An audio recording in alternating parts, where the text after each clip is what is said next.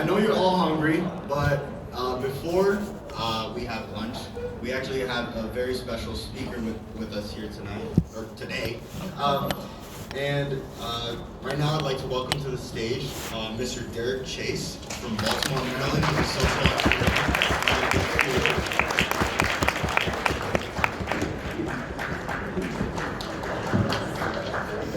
entrepreneur. Good morning. Let's give your president a round of applause and all of the leadership.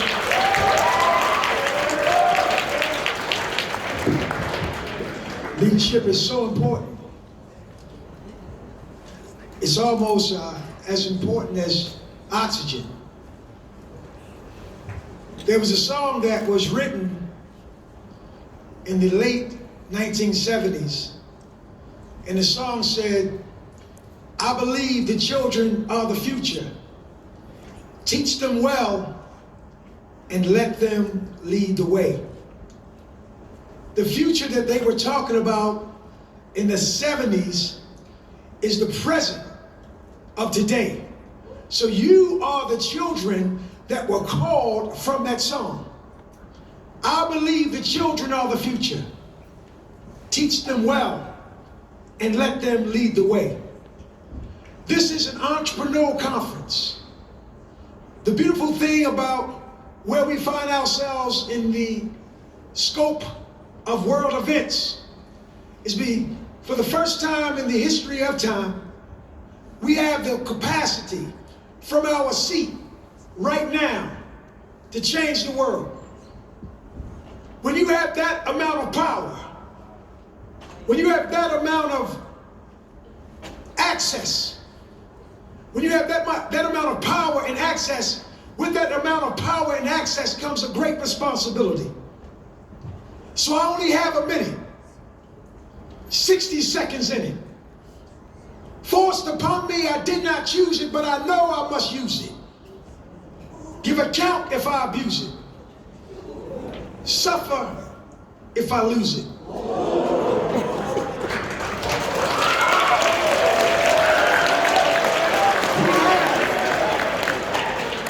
We have 1 minute, and eternity lies in it.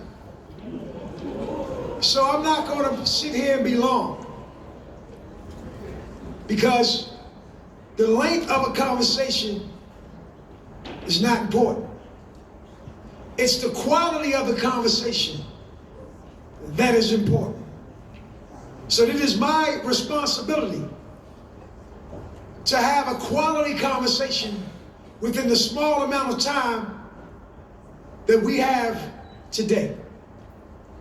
So my subject matter will be very simple. You have a great responsibility. As you look across from left to right, take a look. You have some good looking people here. You can take a look at it. This is your opportunity. You are looking into the eyes of the person or persons that are walking around every day with an idea that humanity will reward them forever for. If you do not see that in the person that you are setting across, then you have not taken the time, you have not taken the liberty, you have not acted responsibly to find out why this moment has occurred. See, oftentimes we have the expectation of something miraculous happening from the outside of the universe that's going to change everything. And because we have this expectation of something from outside of the universe is going to change everything, we look past the individuals who are right across from us. We, as young people, the wise once said that youth is wasted on the young. Youth is wasted on the young. Why? Because in our attempt to be young, we want to be funny. We want to be popular. We want to be the center of attention. But as we become older, we recognize and we realize that those three things have no value. What's important is for us to be present. What's important is for us to be committed. What's important is for us to be more humane. These are the things that you understand when you get older. But when you're young, you want to be funny, you want to laugh. You're looking for the next moment to say, look at me. No, that cannot be wasted on this generation. Why? Because in this generation, we have great problems have emerged. The reason that entrepreneurship and in particular capitalism works, it works because in your desire to move your needle forward, whether it's financially, whether it's politically, you get the opportunity to solve a problem. See, capitalism is important, but solving a problem is what fuels capitalism. So as you walk past one another, as you have conversations with one another all throughout the day, make the center of that conversation very simple. What problem have you been called to solve? Because once you understand the problem that you have been called to solve, then you will understand your existence, and then every moment of your life will be guided. Each and every one of us has a voice that lives and dwells deep inside of us. And if you do not hear that voice, that means that your chatter is too loud. You're doing too much laughing. You're doing too much giggling. You're doing too much clapping. You're doing too much trying to be the center of attention. Once you begin to take a step back from yourself and you begin to listen to that voice is going to direct you to your purpose. So we're going to have a business conversation. My introduction was very simple. I'm Derrick Chase, Cheryl Lou's crayon brown baby boy, born in Baltimore, in a place called Pennsylvania Avenue, the historic Pennsylvania Avenue, to a 15-year-old mother and a father that I met at 27. I can go on to say that my mother left at 15 years old and completed high school and gave me access to my grandparents and my supportive family.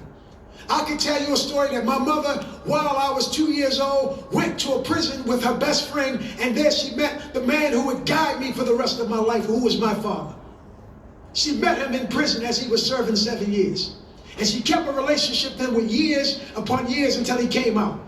And when he came out, he came and he talked to my grandfather.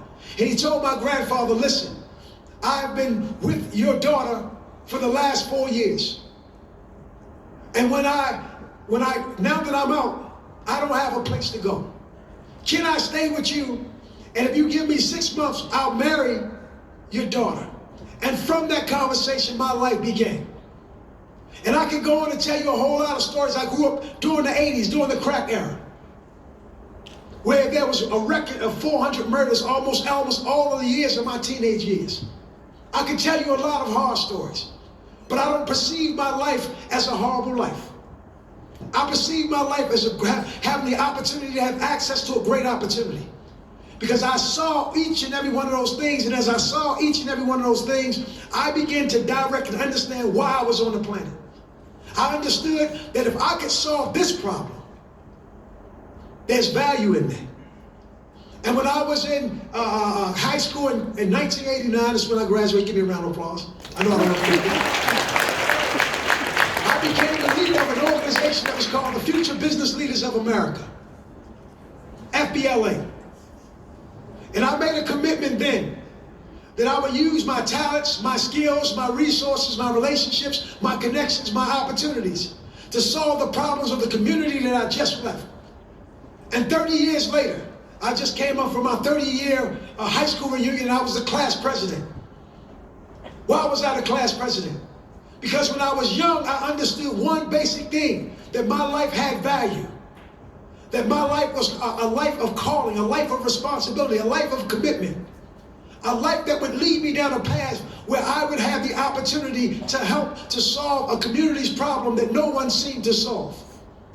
And that is my life. And that is the opportunity that my life has afforded me. And it has given me, as a result of me helping to solve these types of problems, it has afforded me to be able to send my children to private school and to take flights all around the world and to do things that none of my friends get the opportunity to do. But I don't do that because I'm an entrepreneur. I don't get those opportunities because I make money. I get those opportunities because I committed myself to solving a problem. And as a result of solving a problem that people find difficult, people will invest in your ideas. They will resource your ideas. They will give you connections, and you will be successful. But don't be driven by money and money alone. If you see the lifestyles of those who are simply driven by money, they often end in disaster. Why? Because money only serves the purpose of access. The true access that you really have to have is access to your heart, your soul, and your mind. When you have access to those three things, money matters. But what is going to matter more than money is what you can influence and what you can change and how you can make the planet better. So I challenge each and every one of you here today. I challenge each and every one of you here today to, number one, look into yourself. And look into yourself and find that voice that's directing your path. I challenge you today. I challenge you today is to look in the eyes of the people that are around you and ask those magical questions. Number one, how are you doing? How are you doing? And really mean it. What are you doing? And really mean it. And last but not least, where are you going and how can I help? See, collaboration is the future of business. Those of us who think that we can only do this thing ourselves are going to find ourselves by ourselves with projects that are not going to be resourced. You guys, I hope, are learning to work collaboratively and in teams, because it is the team of humanity that is going to solve humanity's problems. So I challenge you, because each and every one of us, we have access to something that's called America. We have access to something that's called America. I'm going to say it again. We have access to something that's called America, and America is positioned in the world to lead the world or mislead the world. I believe the children are the future. You are that future that they talked about when I was in 3rd grade or 4th grade or 5th grade. They weren't talking about me. They were talking to me, but they were talking about you. And it's a pleasure to walk through these doors and get the opportunity to look in some of your eyes and see the bright light that's shining. Don't let anyone put that light out.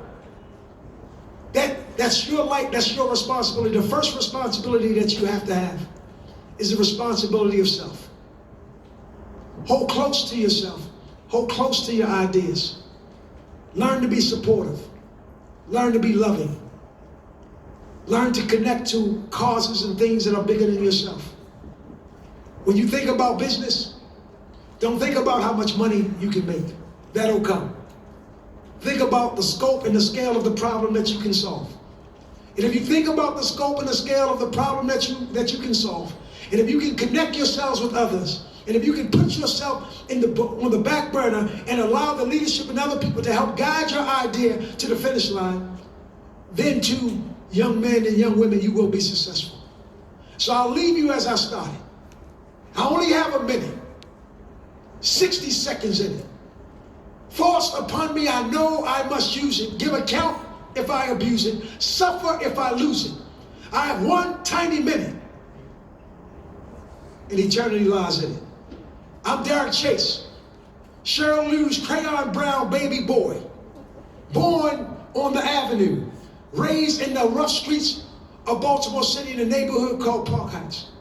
Been all over the world, been to Asia, Mexico, Tokyo, even went to the places where the world told me not to go. But I've never been out of Baltimore longer than 3 weeks. I'm committed to helping to solve humanity's problem, and I'm committed to helping you be a part of that process. You're gonna see me again. And when you see me again, I want you to remember this conversation. And I want you to walk up to me and I want you to tell me that I looked and I listened to the voice that was inside of me. And I want you to be able to tell me is that I looked in the eyes and I saw something greater in the person that was beside me than they saw in themselves, and I helped coach them to get them where they needed to go. I want you to tell me that you did not allow the distractions of the world to get you sidetracked. I want you to tell me that you are working on solving something that's greater than yourself, and you're being heavily rewarded from it. I'll see you at the top, or I'll see you from the top. But I'm going to see you. But looking at the bright minds in this room, I know that I'm going to see each and every one of you at the top. Continue to be an inspiration to each other. I don't know you, but I love you still. May God bless you, and may you have a great life.